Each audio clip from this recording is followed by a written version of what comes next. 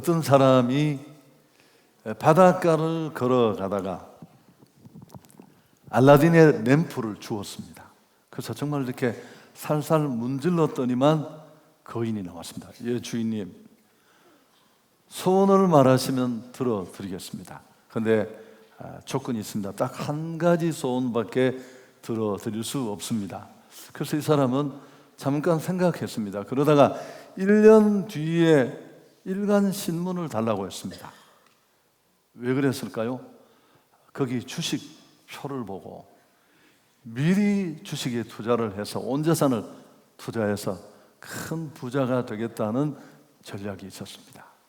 그래서 이 램프 속에 나온 거인이 바로 가서 일간신문을 가져왔습니다. 그는 가장 먼저 주식란을 이렇게 뒤적이다가 아래쪽에 있는 이 광고 부고란을 봤습니다. 근데 그 부고란에 자신의 죽었다는 기사가 실려 있었습니다. 장례식과 날짜까지 적혀 있었습니다. 세상에서 가장 이해할 수 없는 일이 하나 있는데요. 어떤 일일까요? 사실 이 질문은 석가모니가 제자들에게 던진 질문입니다. 세상에서 가장 이해할 수 없는 기이한 일이 뭐냐라고 제자들에게 물었더니만 이 말 저 말 했는데 한 제자가 이 얘기를 해서 너무 좋아했대요. 사람은 누구나 죽습니다. 그런데 이 세상을 사는 사람들은 자신이 죽을 것이라는 사실을 망각한 채 영원히 살 것처럼 생각하고 행동하는 것, 이게 이 세상의 가장 기이한 일입니다. 여러분, 사람은 누구나 죽습니다. 죽음 앞에 온 인류는 공평하고요, 예외가 없습니다. 근데 사람들은 유독 나만은 죽음과 상관없는 자인 것처럼, 마치 지금의 내 오늘의 나의 삶이 영원히 이어질 것처럼 그렇게 착각하며 살아갑니다. 오늘 전도서 우리가 9장으로 돌아왔는데요, 2절에 보시면 모든 사람에게 임하는 그 모든 것이 일반이라. 의인과 악인, 선한 자와 깨끗한 자와 깨끗하지 아니한 자, 제사를 드리는 자와 제사를 드리지 아니하는 자에게 일어나는 일들이 모두 일반이니 선인과 죄인, 맹세하는 자와 맹세하기를 무서워하는 자가 일반이다. 앞에까지 쭉 읽어보면 죽음이 그렇다는 겁니다. 의로운 사람이나 악한 사람이나 착한 사람이나 나쁜 사람이나, 심지어 신앙이 있느냐 없느냐 유무를 떠나서 죽음 앞에는 모두가 공평합니다. 그래서 인생은 죽음을 두려워하죠. 죽음은 정말 치명적입니다. 그래서 3절 앞부분에 보면 죽음을 가리켜 해 아래 행해지는 모든 일종의 악한 일이다, 그렇게 묘사하고 있습니다. 인생살이가 원래도 녹록지는 않지만 이 죽음이라는 절대 절망이 우리를 기다리고 있습니다. 너무 빨리 순식간에. 어떤 분은 그래서 죽음을 코브라 앞에 암탉과 같다고 했습니다. 뭐 먹고 쫓아다니고 했는데 코브라가 팍 먹으면 털만 한두 개 이렇게 공중에 푹 날리고 흔적도 보이지 않는 그런 모습으로 비유했습니다. 죄를 가진 인생은 죽습니다. 성경의 말씀처럼 죄 없는 사람은 한 사람도 없거든요. 그리고 한 번 죽는 것은 사람에게 정하신, 죄 있는 인생이 죽음을 맞을 수밖에 없는 것, 하나님이 정해놓으신 규칙입니다. 자, 여러분, 이런 인생이 처한 현실적인 한계, 그간의 이 전도서를 살피는 내내 의미 없음으로 우리를 내몰았던 그 정황들 우리가 다 기억하고 있습니다. 거기다가 또 치명적인 이 죽음이라는 보편적 결말까지 우리를 둘러싸고 있습니다. 그럼 우리는 어떻게 살아야 할까요? 사람들의 일반적인 반응이 3절에 나옵니다. 모든 사람의 결국은 일반이라. 이것은 해 아래에서 행해지는 모든 일 중에 악한 것이다. 그 다음에 나옵니다. 곧 인생의 마음에는 악이 가득하여 그들의 평생에 미친 마음을 품고 있다가 후에는 죽은 자들에게로 돌아가는 것이다. 여러분, 이런 죽음 앞에 서 있는 인생의 일반적인 반응이 마음이 악으로 가득하다. 죄성을 가지고 태어난 인간의 마음은 이렇습니다. 여러분, 여기 가득하다라는 말은 인간의 마음에 악이 압도적으로 지배하고 영향력을 발휘하고 있는 상황을 그리고 있습니다. 우리에게 선한 모습도 있지만 궁극적으로 인간은 악합니다. 특히 이 미친 마음이라는 3절에 나오는 표현, 이 한 주간 내내 제 마음에 있었습니다. 여러분, 다 미친 것 같아요. 쾌락에 미치고, 돈에 미치고, 술에 미치고. 더 심한 사람들은 여러분, 그 해외에서 들려오는 총기 난사, 그게 제정신에 할 수 있는 일이에요. 숙박업소를 찾은 고객이 조금 심하겠다고 죽여서 사체를 유기하고 그 TV 앞에 손을 흔들고, 저게 인간인가 싶은 그게 우리의 모습입니다. 죄성을 가진 인간 안에는 이런 어마어마한 미친 짐승 같은 그런 죄성이 우리를 온통 사로잡고 있습니다. 왜 이들이 이렇게 담대한 줄 아십니까? 선을 행하든 악을 행하든 다 죽거든요. 겉으로 보기에는 동일한 죽음의 결말 앞에 누구도 예외 없이 선다는 것을 보고 오히려 마음이 강팍해지는 겁니다. 뭐 차이가 있는 게 뭐냐? 그리고 그들이 해오던 그 미친 마음의 악행에 더 불을 붙여서 더 적극적으로 죄와 악을 행하는 것입니다. 일반적인 덧없는 인생을 대하는 모습이 이렇습니다. 자, 그럼 우리 성도들은, 하나님의 사람들은 어떻게 반응해야 할까요? 여러 가지 한계와 인생의 허무, 의미 없음, 특별히 죽음이라는 피할 수 없는 악재가 우리를 기다리고 있습니다. 그렇지만 예수 믿는 우리 신앙인들은 무엇을 알고 있습니까? 그렇습니다. 하나님의 일하심, 하나님의 주권을 믿는 자들입니다. 사실은 이 1절이 굉장히 중요해요. 집에 가서 꼭 다시 읽어 보십시오.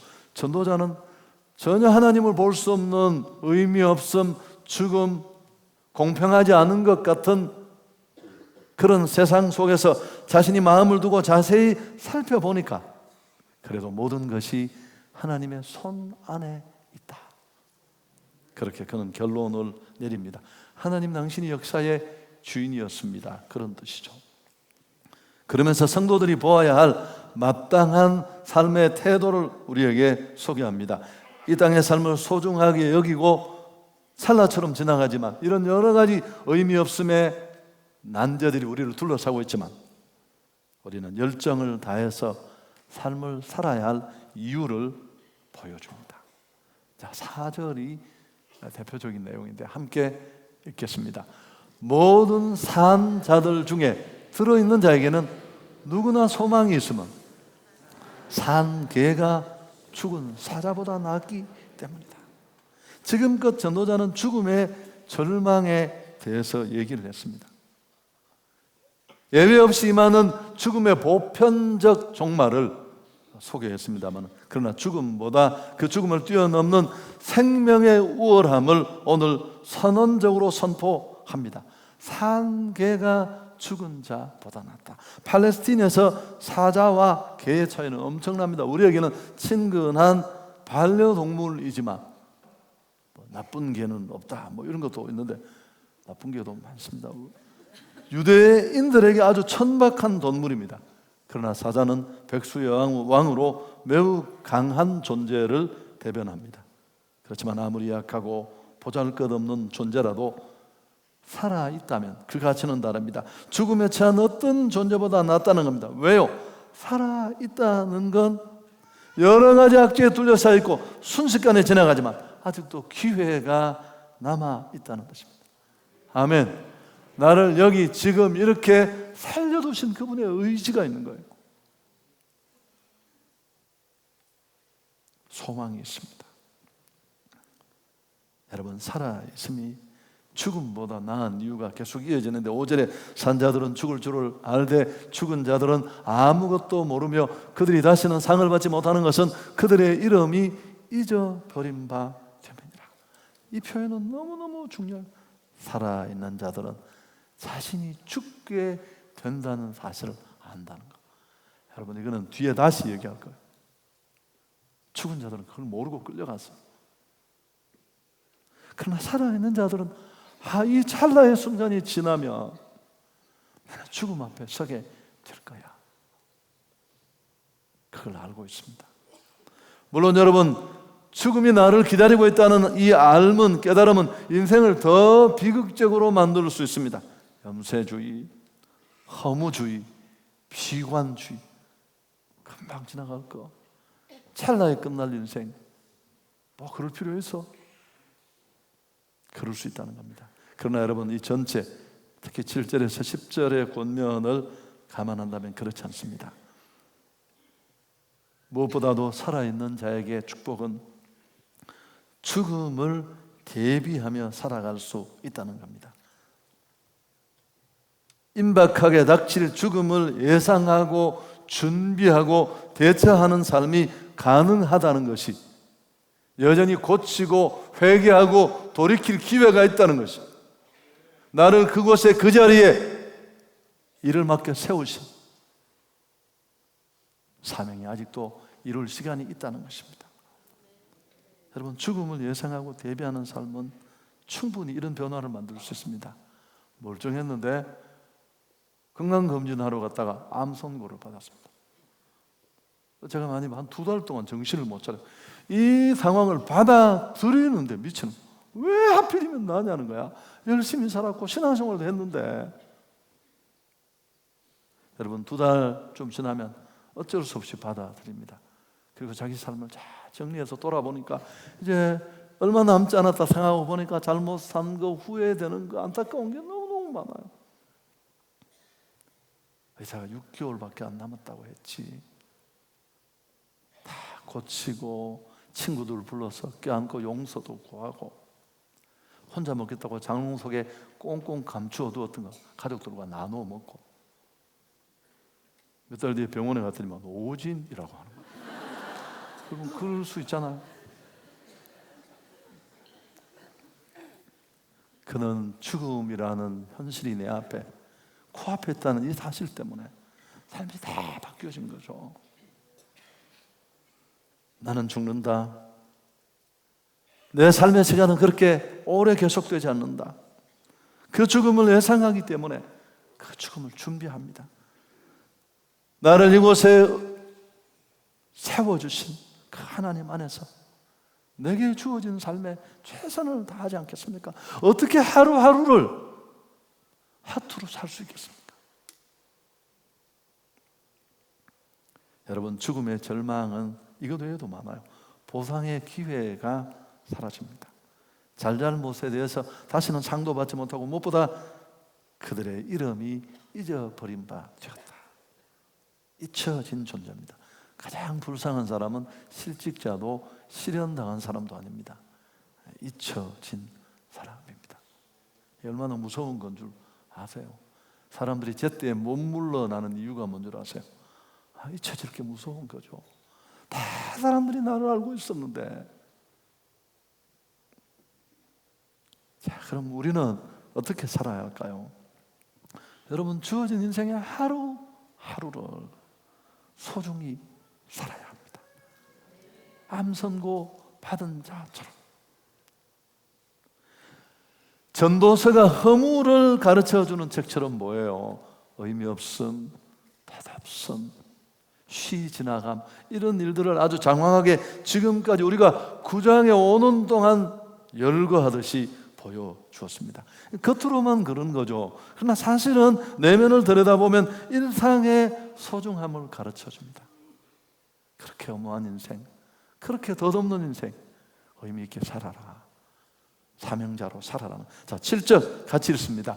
너는 가서 기쁨으로 내 음식물을 먹고 즐거운 마음으로 내 포도주를 마실지어다. 이는 하나님이 내가 하는 일들을 벌써 기쁘게 받으셨다. 여기 나오는 내 음식물, 포도주, 내가 하는 일, 이런 것들 잔치상에 받는 특별한 메뉴가 아닙니다. 일상에 먹는 음식이에요. 그 일용할 양식을 우리는 기쁘게 즐겁게 먹고 마셔야 합니다. 그 이유는 주님이 내가 하는 일을 기쁘게 받으셨다. 이 말을 쉽게 바꾸면 나를 이 자리에, 이 상황에 지금 이렇게 만족하든 그렇지 않든 있게 하신 분은 하나님이시다. 여러분, 이걸 인정하는 사람이 기독인이에요. 재수없어 여기 왔어. 어쩌다 내가 이런 데 왔는지 모르겠어. 난 여기서 일할 사람이 아니야. 제가 이런 사람 한두 명 봤을까요? 인생 거지 되는 거 금방 끝나요. 누구도 그를 당겨서 거기 밀어넣지 않았어요. 본인이 자기 자리를 그렇게 만든 거지.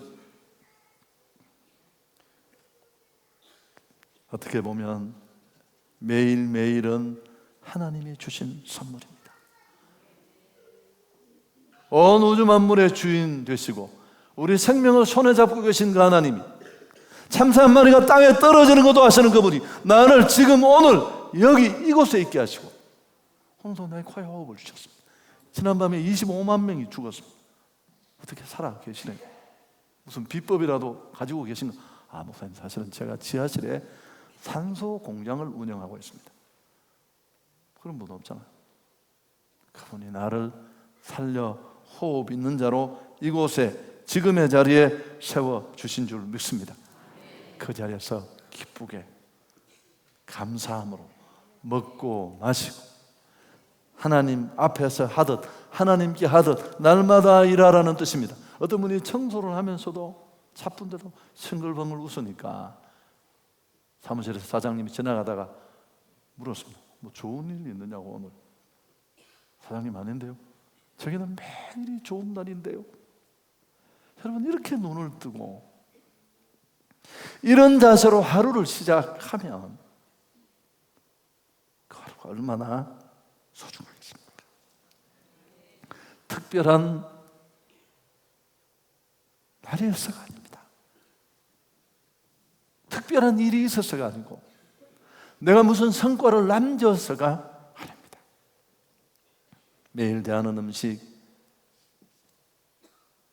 매일 맞는 하루, 또 반복되는 일, 수고, 땀, 즐거워할 수 있기를 바랍니다. 이게 하나님이 주신 최고의 선물입니다. 선물은 누가 주느냐에 따라서 가치가 달라지잖아요. 우리 따님이 사진을 찍어서 이렇게 또 그걸 다 출력을 했더라고요. 그러니까 이렇게 무슨 족자처럼 이렇게 4칸짜리를 만들어서 아빠 내가 찍은 아빠 드리겠다고. 죄송합니다. 제가 이렇게 보니까 그냥 평범한 사진이에요. 꼭 출력할 것까지는 없고 그냥 보면 되겠는데, 그래서 딸이 주길래 내가 고맙다. 야, 잘 찍었네. 그리고 또 그걸 내가 그냥 서랍 속에 넣게 그래서 4개씩 나눠서 이렇게 매달아 놨어요. 15일 동안. 딸이 아빠에게 준 선물이라서 내가 너무 고마웠어. 얼마 전에 치웠습니다. 여러분, 매일매일이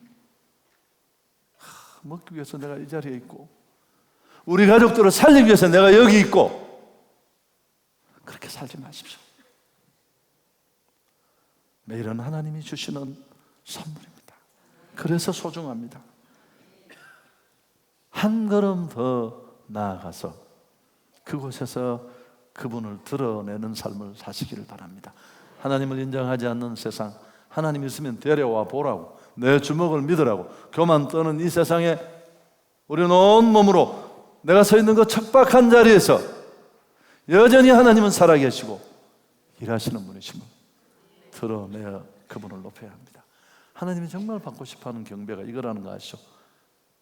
로마서 12장 1절, 내가 하나님의 모든 자비하심으로 너희를 권하노니 너희 몸을 하나님이 기뻐하시는 거룩한 산 제사로 드리라. 이는 너희가 드릴 영적 예배니라.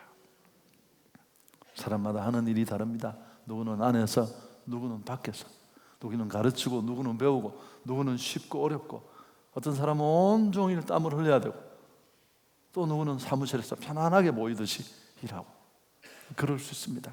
그렇지만 우리는 사람마다 처하는 상황, 일이 다르지만 그 삶을 대하는 태도는 똑같아야 됩니다. 매일매일 최선을 다해야 할 줄 믿습니다. 내 앞에 배달된 선물이니까요. 마태복음 25장에 보면 달란트 비유가 나옵니다.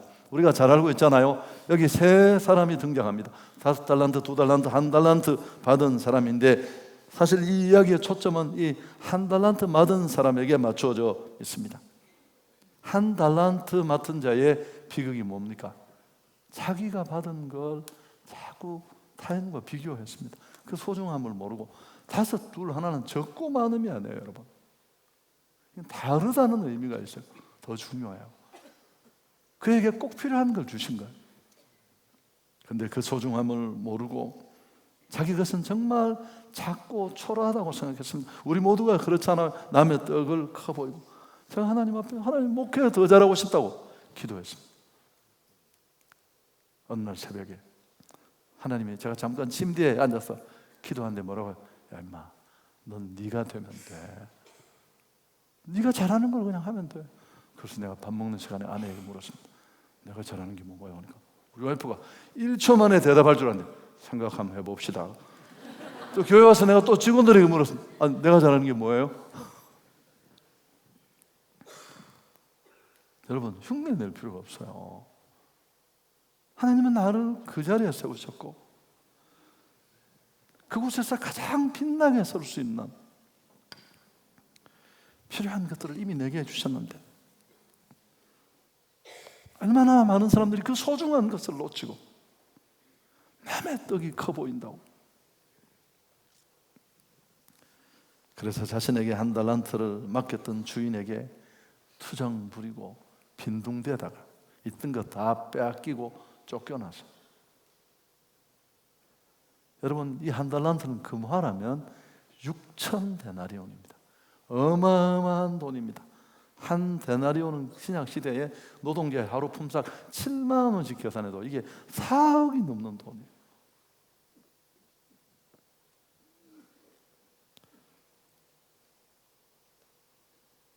자기에게 주어진 삶의 가치, 선물처럼 내게 배달된 기회를 그는 그렇게 놓쳐버린 겁니다.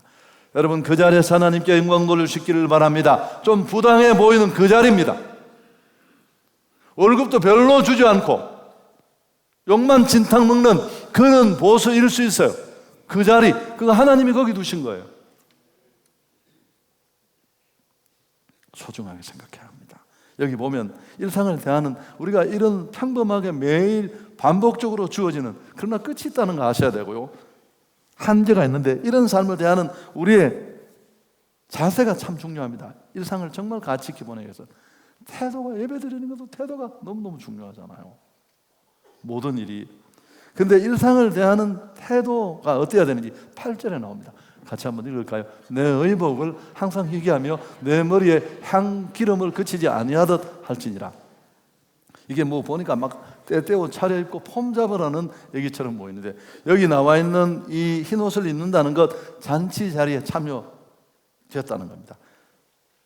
내가 잔치 자리에 초대받은 손님이라는 뜻이요, 머리에 향기름을 바르는 것도 같은 의미입니다. 내 의복을 희귀하고 내 머리에 향기름을 바르라고 하는 것은 일상을 잔치로 대하는 겁니다. 왜 잔치일 수 있습니까? 그 자리, 그 삶의 자리에 생명이 있는 자로 나를 그곳에 세우신 하나님이 나를 그 일의 자리에 초대하신 겁니다. 하나님이 호스트시고 나는 게스트입니다. 하나님의 나라를 살라고 초대받은 손님입니다. 생명이라는 한자를 뜯어보십시오. 살라는 명령입니다. 먹고 마시고 수고하는 삶으로 그분이 나를 부르셨습니다. 기억하십시오. 절대 잊지 마십시오.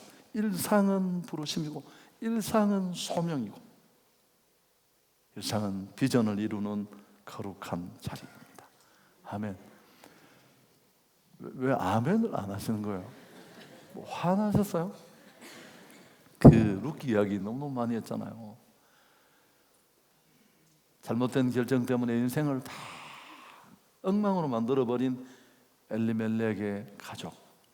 그 엘리멜렉이라는 사람의 이름의 뜻이 뭐라고요? 하나님은 나의 왕이십니다. 이름 대단하죠. 근데 하나님은 그의 삶에 전혀 왕이 아니었어요. 그래서 인간적으로 내린 결정이 모압으로 이민 가는 건데 거기서 다 의미 있는 건 완전히 사라집니다. 다 죽고 여인 셋만 그 고대 사회에 남습니다. 죄송합니다. 쪽팔려서 돌아갈 수가 없어요. 철판 깔고 돌아옵니다. 고우백이라는 단어가 12번인가 나왔잖아요. 돌아오니까 하나님은 그 변화를 보고 이미 축복을 만들어요. 무너지는 삶에서 축복으로 나가는 첫 번째 끼가 선택이에요. 바른 선택. 두 번째가 만나며, 제가 이 얘기를 또 반복할 만한 가치. 근데 우리는 맨날 하나님으로부터 복을 구하는데 그 복이 만남을 통해 주어집니다. 자, 다시. 하나님 내게 복을 주시옵소서. 오늘 새벽에도 부르짖었는데 그럼 복이 어떻게 오나요? 한번 생각해 봤나요? 막 택배로 쿠팡이 배달하나요? 아침에? 그런 거 아닙니다. 여러분, 저도 이걸 그때 설교할 때 생각을 한 거예요. 하나님은 그 축복을 만남을 통해 주시는데, 좀 더 설명하면, 첫째, 지금 내가 만나는 사람. 두 번째, 지금 내가 하고 있는 일. 우리가 이걸 모르고 있잖아. 지금 내가 만나는 사람, 지금 내가 하고 있는 이 일을 당연히 최선을 다해야 합니다. 유한한 자로서 인생을 살아가는 조만간 죽음 앞에 서야 될 인생의 최선의 자세는 10절 같이 읽습니다. 내 손이 이를 얻는 대로 힘을 다하여 할지어다.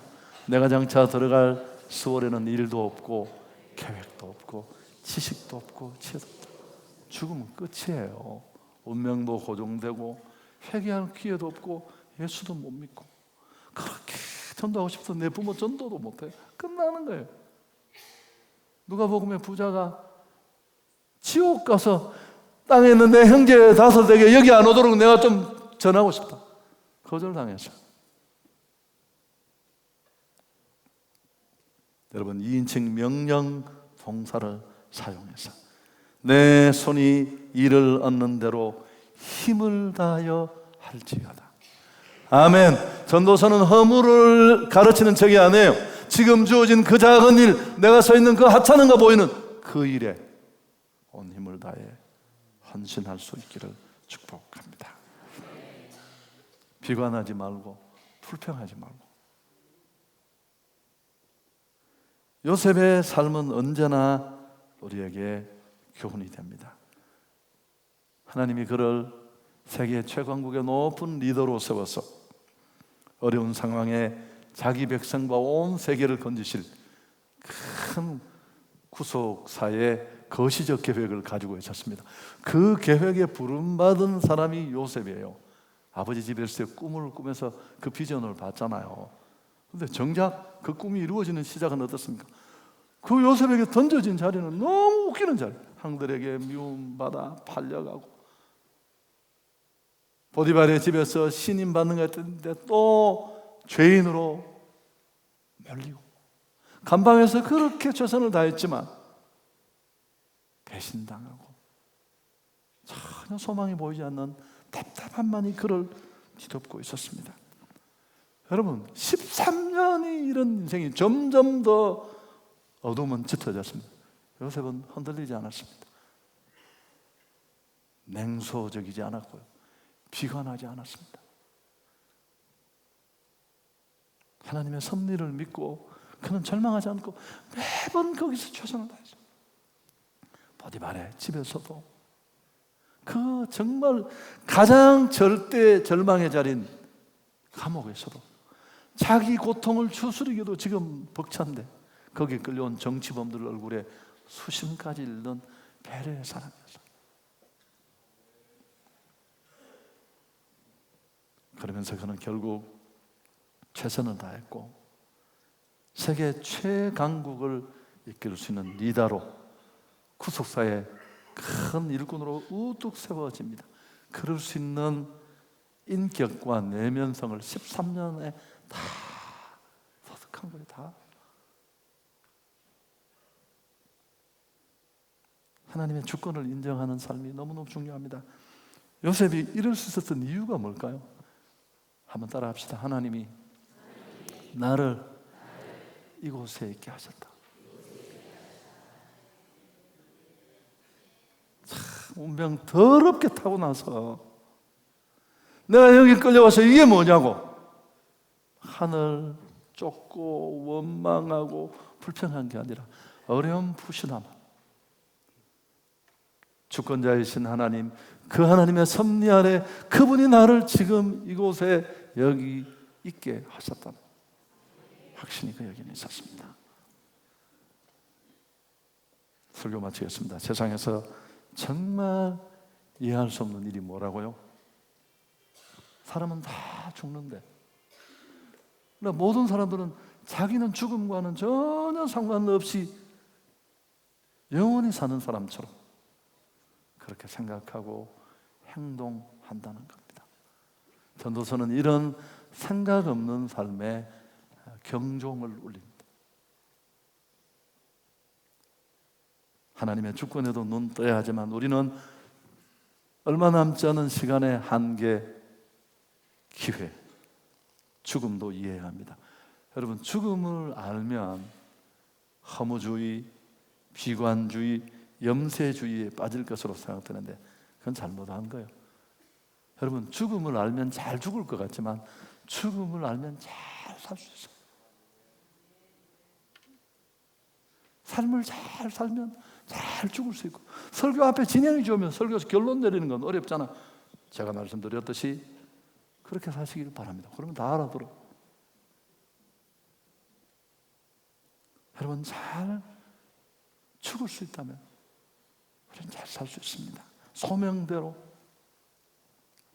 그래서 지혜자의 마음은 잔치집이 아니라 초상집에 있습니다. 전도서 앞부분에 지혜자의 마음은 초상집에 있을 때 우매한 자의 마음은 혼인집에 있느니라. 내 삶이 시시해 보이고 지금 서 있는 내 몰골이 너무 초라하고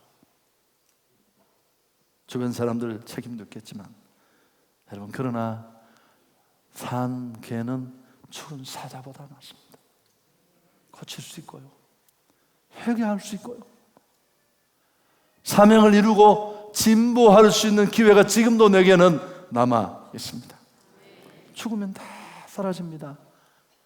여러분, 헌신도 오늘 하십시오. 뭐 집 사놓고 그런 헌신 필요 없는 건 지금 하세요. 오늘, 지금.